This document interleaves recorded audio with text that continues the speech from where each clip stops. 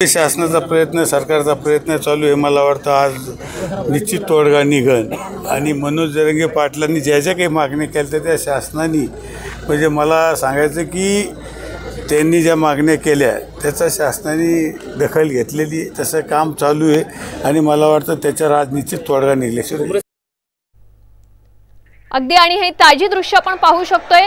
शिवाजी चौकात पेढे वाटपाला सुरुवात झालेली आहे। शिष्टमंडळ आणि जरांगेंमधली चर्चा सकारात्मक झाल्याची माहिती साम टीव्हीला सूत्रांनी दिली होती आणि त्यानंतर आता ही दृश्य देखील आपण पाहू शकतोय। शिवाजी चौकात मराठा बांधवांनी पेढे वाटायला सुरुवात केली आहे। त्यामुळे आता थोड्याच वेळात जरांगे जाहीर सभा घेऊन त्यांची भूमिका मांडणार आहे। ही भूमिका नेमकी काय असणार आहे, जरांगे काय बोलणार आहे याकडे सर्व राज्याचं लक्ष लागलंय। त्याआधीच आता मराठा बांधवांनी पेढे वाटायला सुरुवात केलेली आहे। त्यामुळे निर्णय सकारात्मक असल्याचं बोललं जात आहे। ही थेट दृश्य आपण पाहू शकतोय। शिवाजी चौकातली ही दृश्य आहे।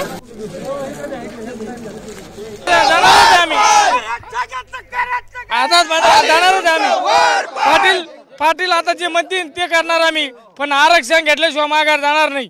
मात्र आता बैठकीत सकारात्मक चर्चा झालेली आहे। जर का आता इथेच जर का सगळं काही तोडगा निघाला तर इथूनच माघारी फिरणार की इथून पुढे आझाद मैदानात पुन्हा जाणार? आझाद मैदानात पाटलाचा आदेश झाल्याशिवाय आम्ही कुठे जाणार नाही। पाटील जर म्हणले माघार आरक्षण घेऊन मागे जातो तरच मागे जाणार आम्ही, नाही तर जाणार नाही। पाटलाचे आदेश पुढे एकही मराठा सकल मराठा समाज नाही। पाहायला गेलं तर पाटलांचा आदेश आल्याशिवाय आम्ही कोणतीही पुढील भूमिका घेणार नाही। पाटील जे म्हणतील तसे आम्ही पुढील भूमिका घेऊ असं मराठा समाजातील आंदोलकांचं बोलणं आहे। दादा काय सांगशील, पुढची भूमिका काय असणार आहे? आज फक्त 10% समाज गोळा झालेला आहे। जर आम्हाला आरक्षण नाही भेटलं तर आमचा सकल मराठा समाज इथं मुंबईत येऊन आपल्या प्राणाचे बलिदान देण्याची तयारी ठेवीन। जोपर्यंत आम्हाला आरक्षण भेटत नाही तोपर्यंत आम्ही इथून हटणार नाही।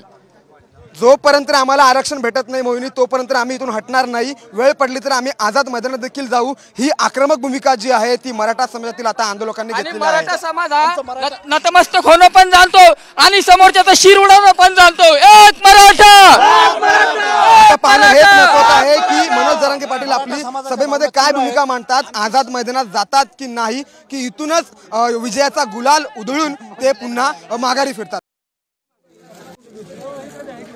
परत जाणार नसल्याचं मराठा बांधवांनी सांगितलंय। त्यामुळे आता जरांगे पाटील थोड्याच वेळात काय भूमिका मांडतात आणि काय आदेश ते देतात हे पाहणं अत्यंत महत्त्वाचं असणार आहे। दुपारी 2 वाजता जरांगे पाटील त्यांची भूमिका स्पष्ट करणार आहे, GR वाचून दाखवणार आहेत। त्यामुळे या GR मध्ये काय आहे आणि जरांगे पाटील नेमकी काय भूमिका देत आहेत याकडे आता राज्याचं लक्ष लागलं आहे।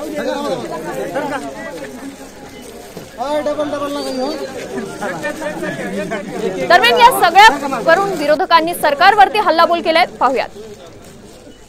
तोडगा जर काढला नाही तर महाराष्ट्राच्या राजधानीत मुंबई शहरामध्ये हाहाकार माजेल। अशा प्रकारच्या गर्दीचं वादळ या मुंबई शहरात आम्ही पाहतो। मुख्यमंत्र्यांनी जाऊन स्वतः जरांगे पाटलांशी चर्चा केली पाहिजे, ते जिथे आहेत तिथे, आणि तोडगा काढला पाहिजे, त्यांना आश्वस्त केलं पाहिजे। मला असं वाटतं या तिघांचे 3 बाजूला तोंड आहेत। एकनाथ शिंदे साहेब मुख्यमंत्री यांची भूमिका वेगळी, उपमुख्यमंत्री देवेंद्रजींची भूमिका वेगळी आणि दुसरे उपमुख्यमंत्री अजितदादांची भूमिका वेगळी। वाटतं या संदर्भात तिघांचे तोंड 3 बाजूला दिसत आहेत आणि कोणालाही या प्रश्नावर तोडगा काढायचा नाही अशा प्रकारची स्थिती। मला वाटतं मराठा समाज याचं उत्तर निश्चित या सरकारला देईल।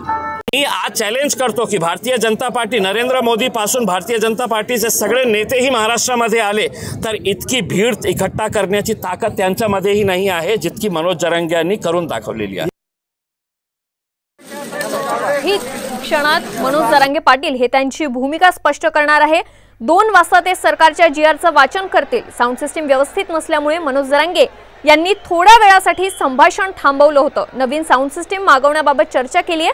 तोपर्यंत मनोज जरांगे यांनी संबोधन थांबवलं आणि 2 वाजता ते परत एकदा संबोधन करणार आहे। त्यापूर्वी आपण ही दृश्य पाहू शकतोय। शिवाजी चौकातील ही दृश्य आहे। वाशीतल्या शिवाजी चौकात मराठा बांधवांनी पेढे वाटपाला सुरुवात केली आहे। शिष्टमंडळांसोबत जरांगेंची जी चर्चा झाली ती सकारात्मक झाल्याची माहिती साम टीव्हीला सूत्रांनी दिली होती आणि त्यानंतर आता ही पेढे वाटपाची दृश्य देखील आपण पाहू शकतोय। त्यामुळे निर्णय हा सकारात्मक असेल असं बोललं जात आहे।